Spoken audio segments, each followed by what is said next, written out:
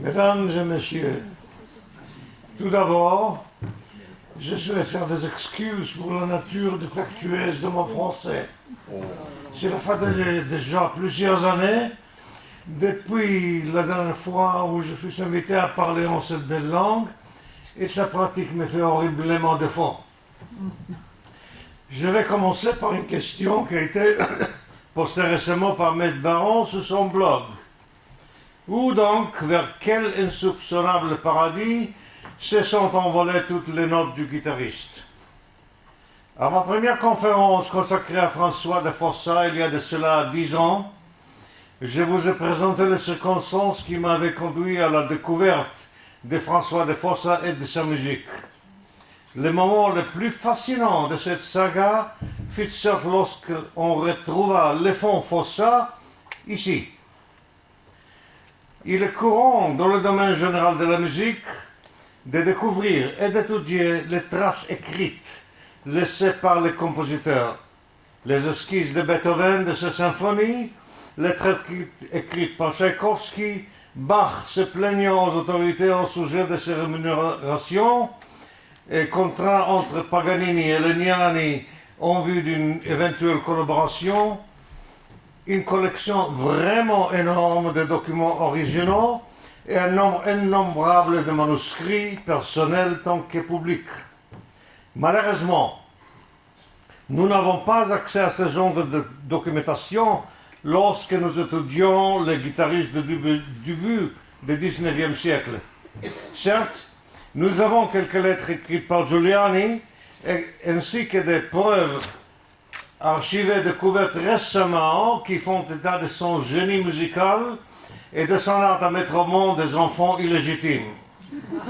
On a aussi subsisté quelques lettres de la main de Sor, quelques manuscrits de Carulli et des documents permettant d'établir les dates de naissance et de mort de ce guitariste. Un triste dossier qui complique nos efforts d'apprendre les détails de nos ancêtres musicaux et de leur vie. En comparaison, le Fonds Fossa est un archive unique en son genre. Il offre en effet une vue d'ensemble complète de l'homme et de sa vie. Il contient, en plus de copies de lettres qu'il a rédigées à des amis et à sa famille, un nombre considérable de copies de lettres qui, elles, étaient destinées à ce chef militaire et à ses associés. S'y trouve aussi la copie d'un compte rendu presque complète de son état de service, qui fait état de sa carrière militaire dans l'armée française et qui contient aussi des informations pertinentes de son passage au sein de l'armée espagnole. Et on a aussi retracé des documents de nature. C'est où Avec la souris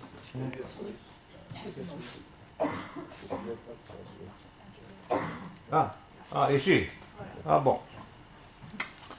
De nature plus explicite que l'un d'être relève une relation illicite qu'il avait entretenue avec une certaine Doña Josefa Ortiz de Dominguez, dite la Corregidora, une femme qui, selon ses dires, le séduisit pas une, mais 2 fois.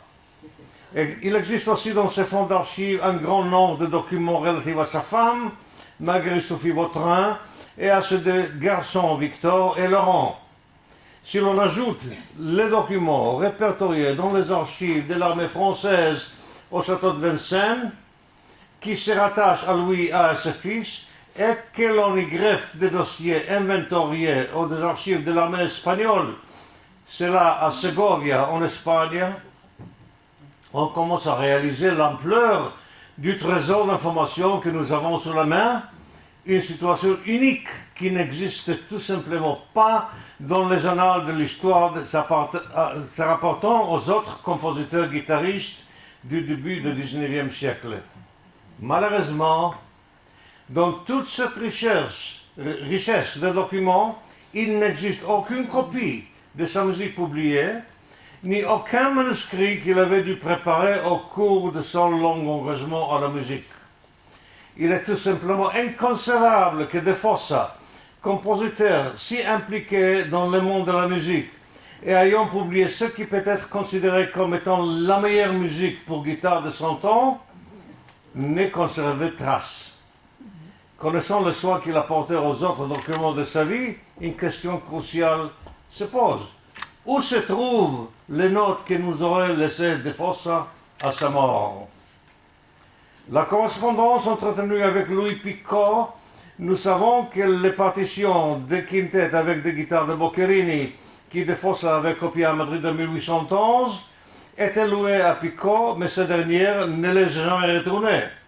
Éventuellement, ce manuscrit fut mis en vente par l'antiquaire berlinois Leo Littmanson et fut vendu par la suite en 1922 à la Bibliothèque du Congrès à Washington, où ils sont encore préservés. Il va sans doute qu'un compositeur aussi actif, même si sa source principale de revenus ne dépendait pas de la musique, aurait conservé et préservé tous ces manuscrits, transcriptions et arrangements en les archivant avec la même diligence dont il faisait toujours preuve pour la conservation de ses autres documents personnels. Celui constituant la déclaration d'invitation de décès, rédigée le 6 novembre 1849, 5 mois après sa mort, donne une description détaillée de la valeur de ses biens. Outre les détails des divers documents financiers, les premières entrées font état de ses biens matériels. 1730 francs. Voilà. 1730 francs sont détaillés ce qui est inclus. Fait intéressant, un inventaire complet mené et certifié par monsieur l'avocat notaire public et préparé le 1er décembre 1849 stipule que dans les biens se trouvent 4 guitares et une harpe à lyre d'une valeur établie de 17 francs. Moi j'aurais payé 17 000 francs. Il est aussi mentionné dans ce document que la succession contenait une précieuse collection de manuscrits que la veuve Marguerite-Sophie Vautrin avait hérité de son père et que pour cette raison la valeur de ceux-ci n'avait pas été inclue dans l'héritage de son époux. Il nous est difficile aujourd'hui d'évaluer ce qui aurait pu être ces manuscrits. Je suppose que la déclaration stipulant qu'il provenait de la part d'héritage du père de la femme n'était simplement qu'une façon d'éviter que cette collection de manuscrits ne fasse partie de la succession, parce qu'elle avait été déjà donnée par le compositeur de son vivant à son fils aîné, Victor de Fossa. Au moment de la mort de son père, Victor de Fossa était toujours de service dans le premier régiment d'infanterie de marine en garnison à la Guadeloupe. Peu de temps après son retour de la Guadeloupe et vivant dans la maison de sa mère, 112 rue de Grenelle à Saint-Germain-des-Prés, il rédigeait le 8 février 1854 ses dernières volontés et son propre testament. Ce testament est divisé en 4 parties. L'article premier traite d'un malheureux conflit que Victor aurait eu avec sa sœur Cécile, l'accusant de séparation violente et volontaire de sa famille.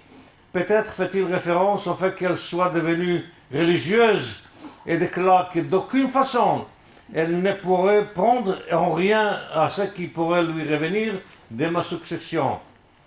Dans le deuxième article, il lègue la totalité de ses biens futurs à son frère Laurent de Fossa, ainsi qu'à son héritière légitime, à l'exclusion formelle de ma sœur.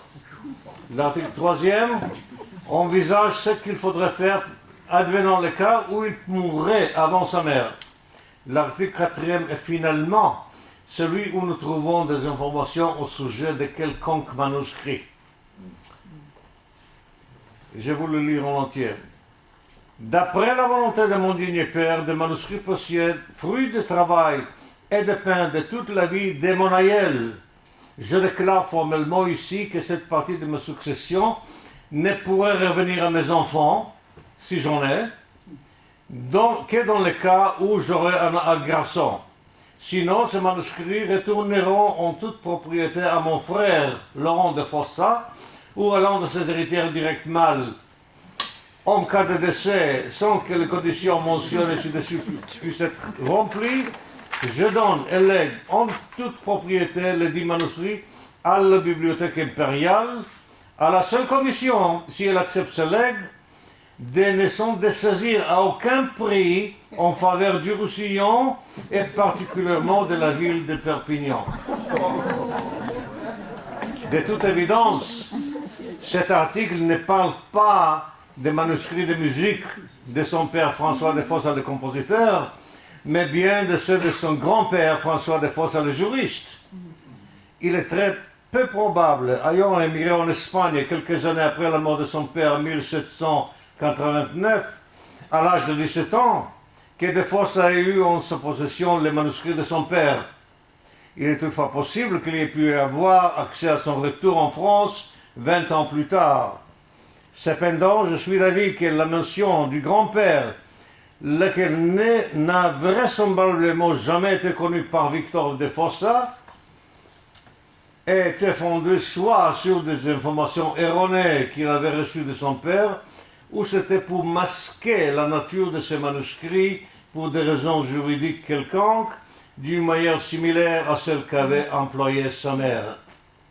D'autre part, l'étrange contrainte qu'il a imposée, à savoir que ces manuscrits ne devraient en aucun cas aller à la ville de Perpignan, suggère qu'il était en effet des manuscrits créés par François de Fossa, le juriste et directeur du département de droit de l'université de Perpignan.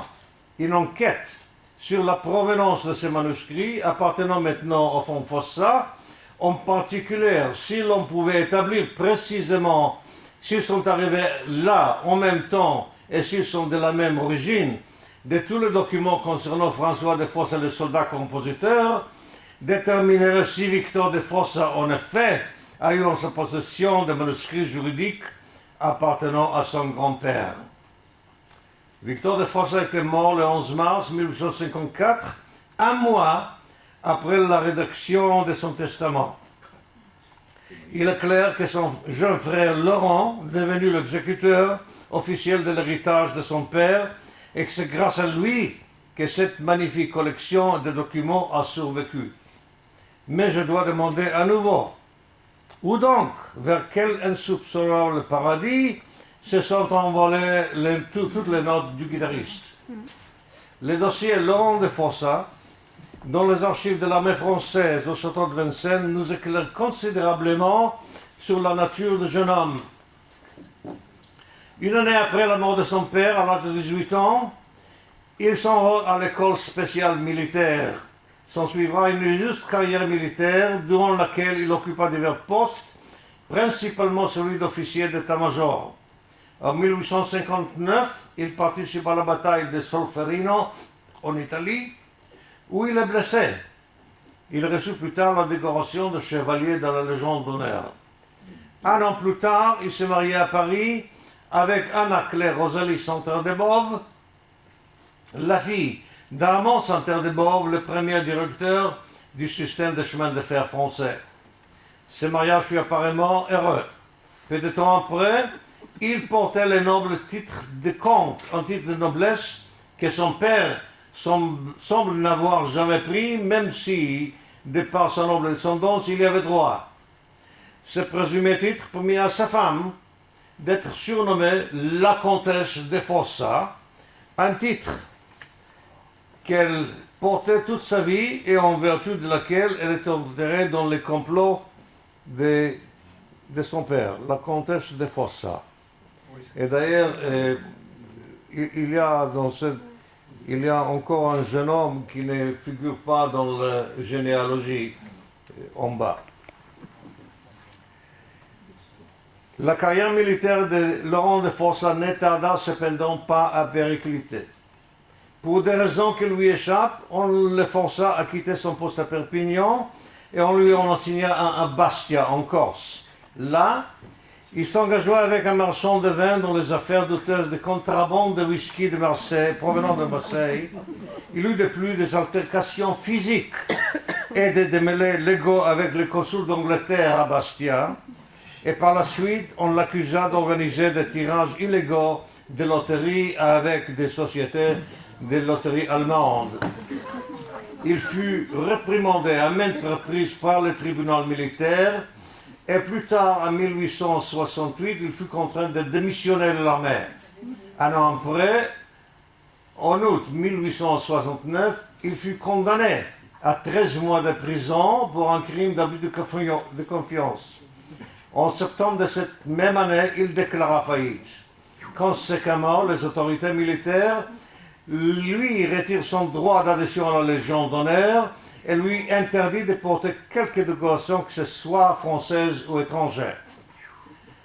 Le 12 mai 1880, il arriva à New York, aux États-Unis, et devint le trésorier d'une mutuelle Stock Operating Company et d'une Guarantee Income Company, des entreprises sur lesquelles planaient des allégations d'escroquerie.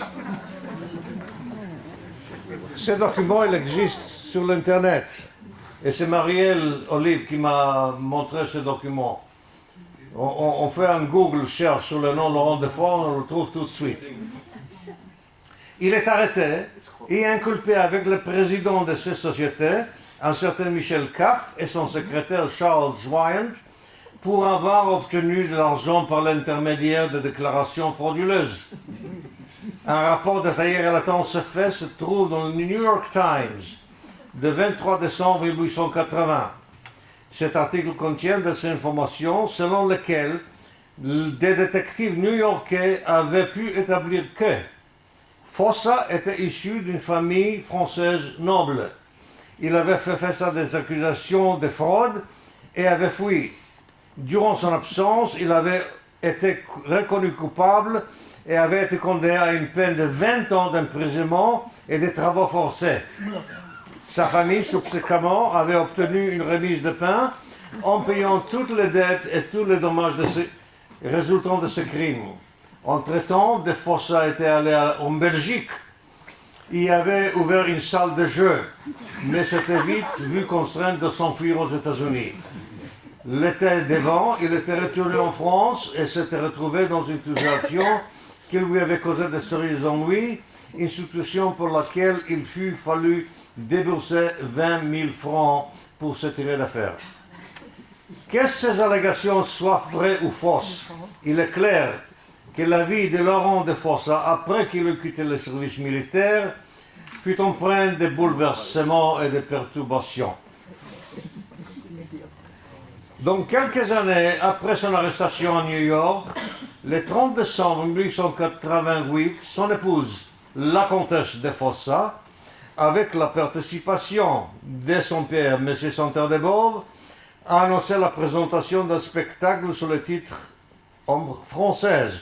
L'annonce dessinée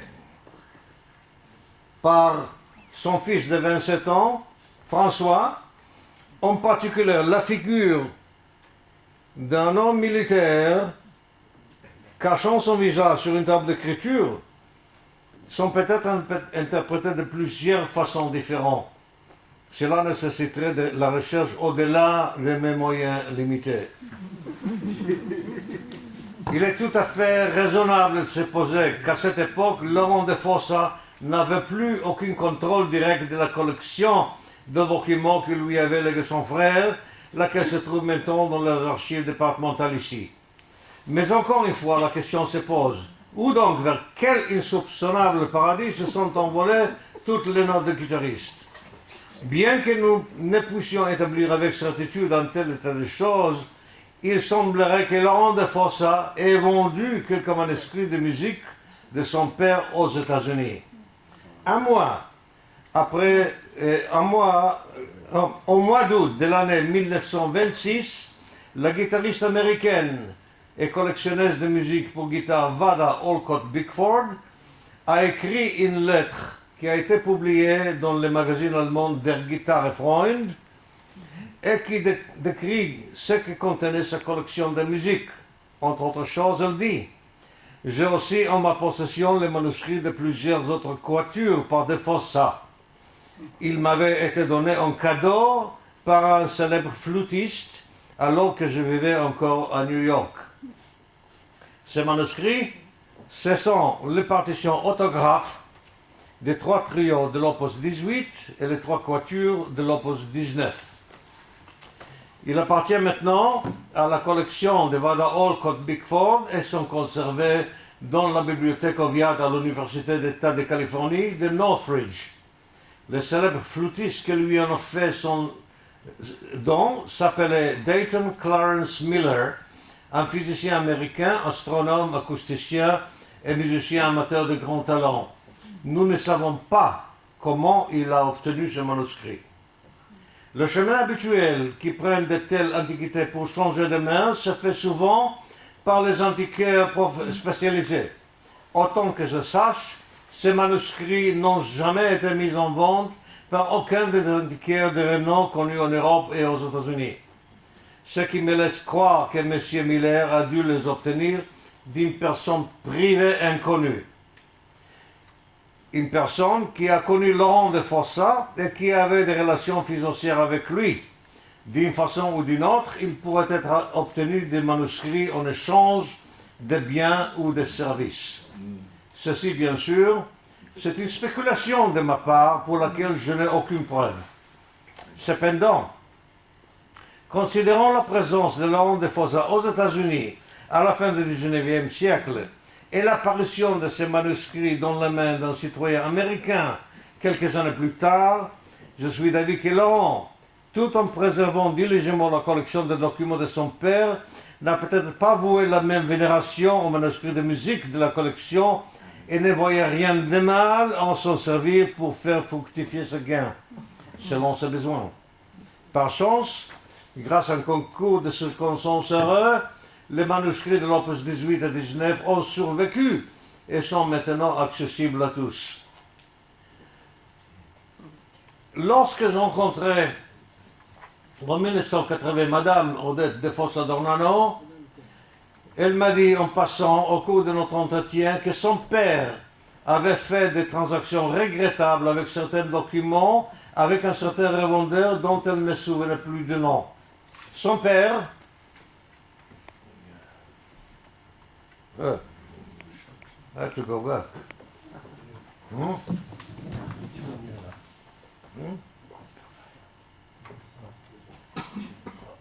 Voilà, non, voilà.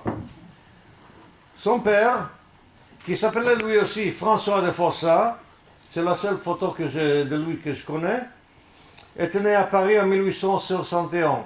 Il était le fils de Laurent de Fossa et d'Anna Santer de Bove.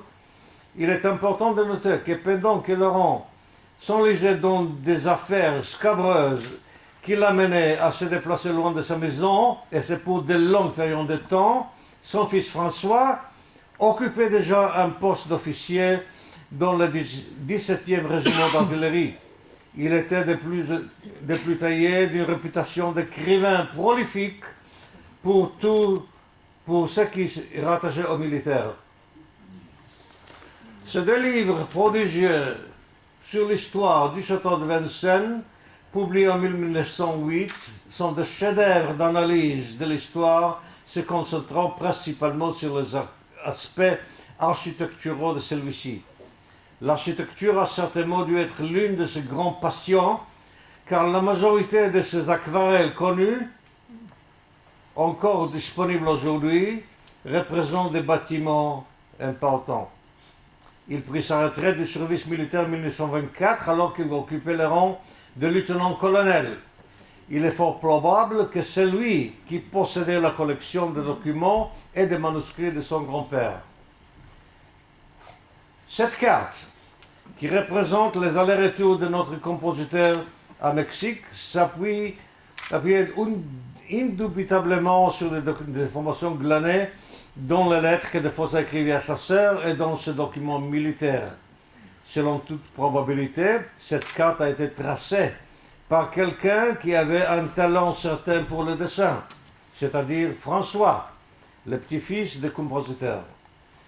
En d'autres mots, en plus d'avoir main mise sur la collection, il s'était intimement familiarisé avec le contenu de celle-ci. Le 2 décembre 1921, bien avant que François ne prenne sa retraite du service militaire, Léon Littmanson, encore une fois, fameux antiquaire de la ville de Berlin, offrait ce catalogue en vente. Le numéro 2 ici, il offre à la vente édition de la méthode d'Aguado avec changement proposé de la main de Major Fossa de Toulon, qui est lui aussi un guitariste virtuose. La correspondance comprend 15 lettres écrites en espagnol et de la main d'Aguado, toutes signées par lui, et des brouillons de 11 réponses de Fossa. Le fait que soient inclus dans ce lot des copies de lettres écrites par De Fossa à Aguado indique clairement la provenance de la collection de documents qui, à ce moment-là de l'histoire, appartenait à François de Fossa, le petit-fils du compositeur.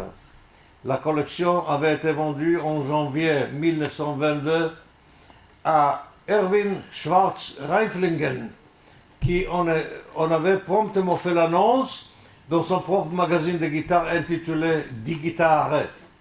La maison de Schwarz-Reiflingen fut complètement détruite par des bombardements alliés durant la Deuxième Guerre mondiale et la collection est présumée perdue. Peut-être il s'agit là de la malencontreuse transaction ou l'une des trains dont parlait Madame de Fossa d'Ornano lors de notre rencontre en 1980. Tout ce qu'il reste maintenant à faire est d'essayer de découvrir où se trouve le reste des manuscrits de musique que de Fossa avait en sa possession au moment de sa mort. Permettez-moi de vous suggérer une voie possible vers ce paradis insoupçonnable. François de Fossa, petit-fils de notre compositeur, est mort en 1936.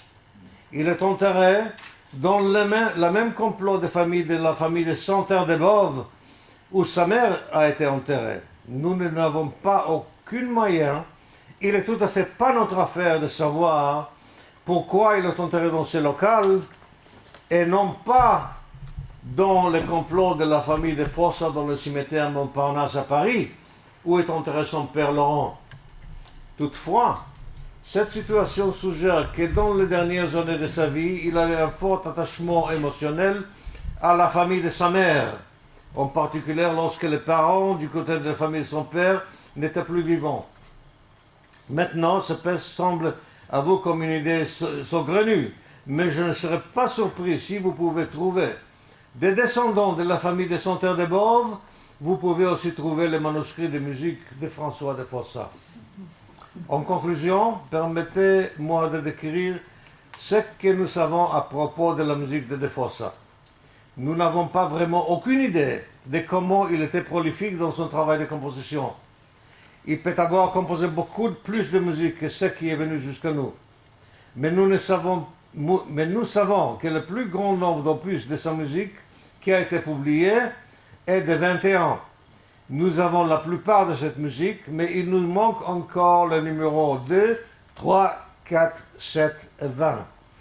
Nous connaissons aussi plusieurs œuvres de lui, sans nombre d'opus, mais nous ne savons pas si nous avons tous. Voici un exemple attachant. Cet exemple vient de la deuxième édition espagnole de la Escuela d'Aguado, publiée à Paris en 1826. Comme je le disais, dans notre contexte, il est possible de montrer que tout le texte théorique dans ce livre a été écrit par François de Fossa et pas par Aguado. Cet exemple est dit être la troisième variation dans un deuxième duo pour deux guitares par De Fossa. En d'autres termes, pas un arrangement de la musique par quelqu'un d'autre, mais une composition originale. On nous dit aussi qu'il y avait un premier duo, et peut-être nous pouvons imaginer qu'il y avait aussi un troisième. Je ne suis pas capable de prendre une part active à la chasse de cette musique. Donc, ce que je vais faire maintenant est assurer que vous, le jeune chercheur, trouveront cette musique, et ainsi, vous pouvez enrichir le patrimoine de ce fils prodigieux de Perpignan. Merci.